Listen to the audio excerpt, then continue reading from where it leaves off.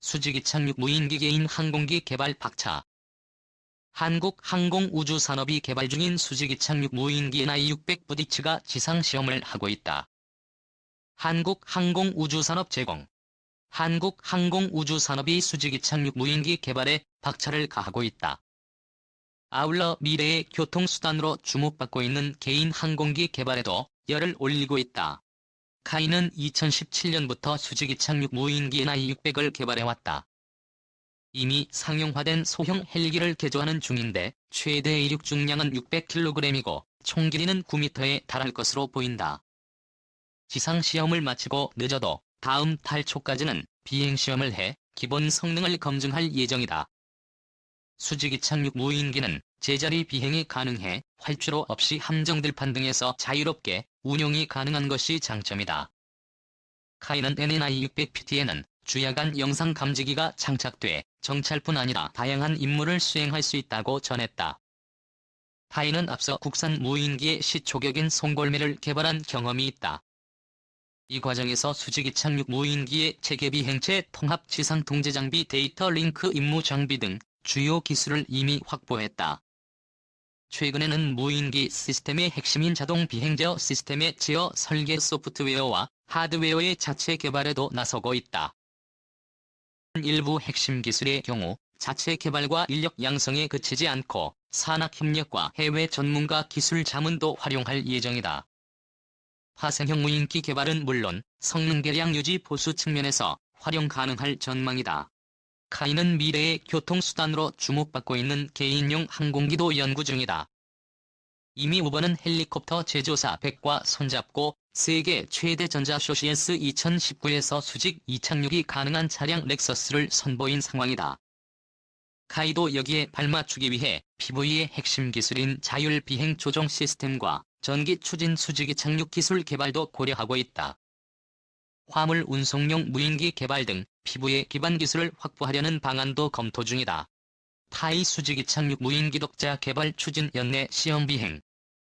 활주로 없이 수직으로 이륙한 무인 항공기는 자유자재로 방향을 바꾸며 전장 영상 정보를 수집하고 다른 전투기 헬기와 무기 체계가 실시간으로 공유받는다.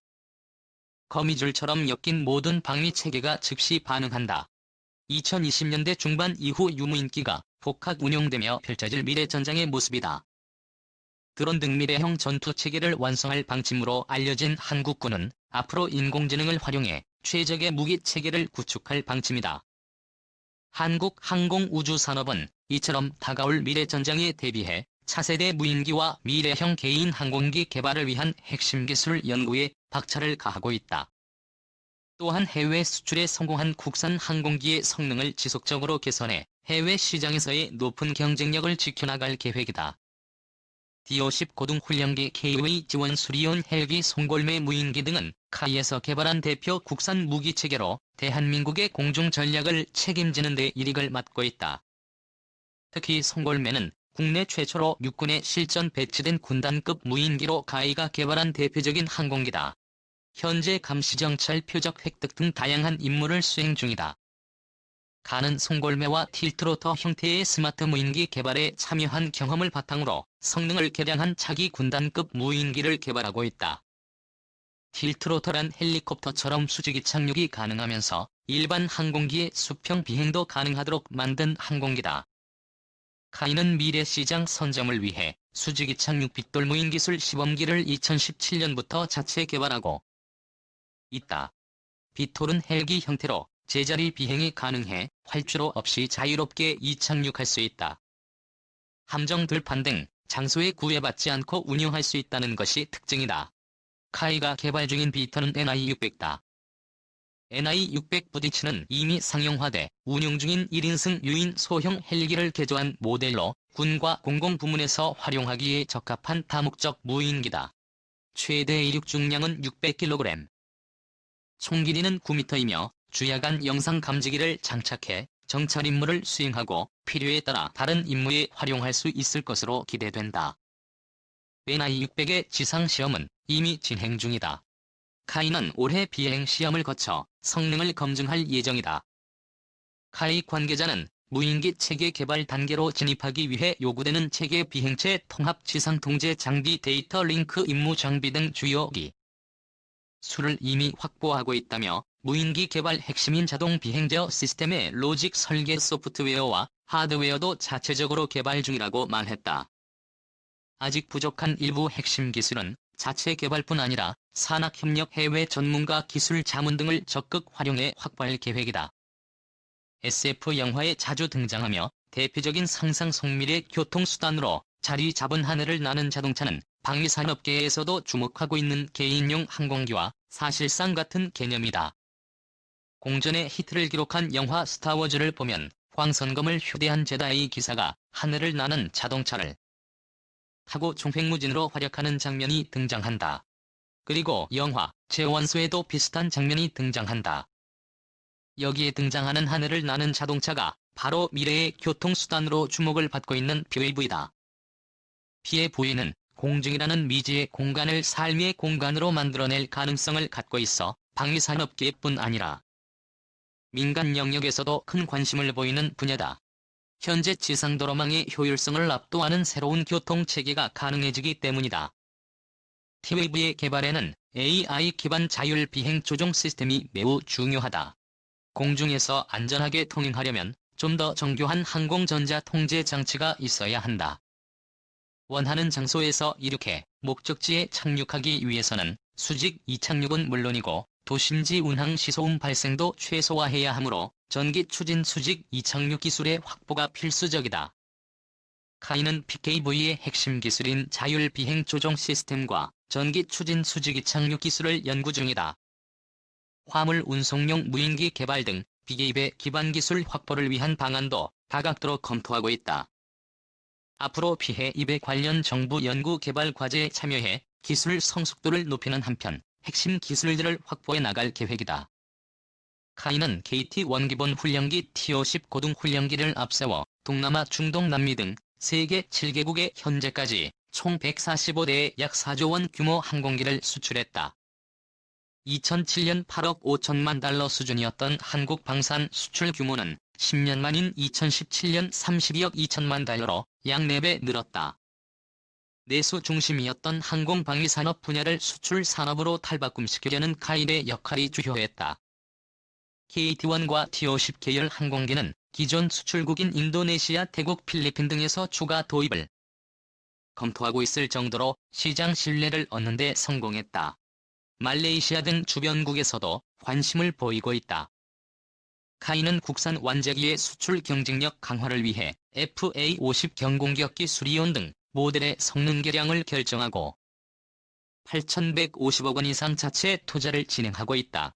다목적 항공기 시장에서 지속적으로 우위를 확보하기 위해서다.